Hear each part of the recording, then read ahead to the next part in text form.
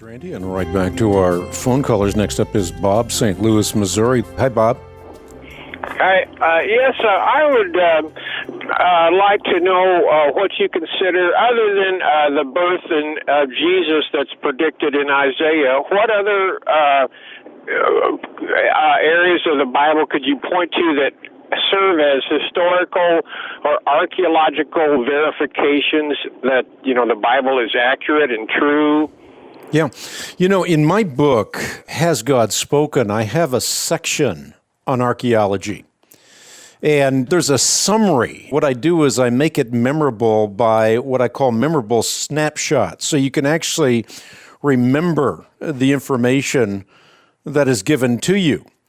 So what I use as the acronym so you can remember this information is SPADE, because archaeologists use spades, right? So it's an easy association to make. The S in the acronym SPADE, which I again have in my memorable snapshots, is steels and stones. And I give a couple of different examples. For example, the Merneptah stele, which presents a formidable challenge against Exodus deniers. In fact, the Dan stele, or stela as it's sometimes called, is very much like that, in that many people have for many years tried to deny the existence of King David or relegate him to a petty hilltop chieftain. But now the Dan stele is discovered and shows that this is absolute sophistry. It's just dead wrong. In fact, Time magazine rightly observed that the skeptics' claim that King David never existed is now hard to defend. The P in SPADE stands for pools, and there I point out that some of the most recent archaeological discoveries with respect to the pools that are discussed in John's Gospel, for example, those pools are described by John in meticulous fashion. Now it turns out, through archaeology, that every detail is buttressed by fact.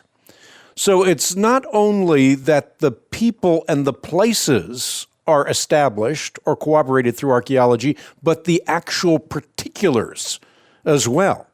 The A stands for Assyrian archaeology, and I think this is particularly powerful because for many years, people actually distrusted the Bible because they said there's no such thing as the Assyrian people, because the Assyrians were only known for many, many years through the biblical account. And then Layard, the great Assyriologist, Indiana Jones, if there ever was one, began digging along the Tigris River, and he uncovered Nineveh.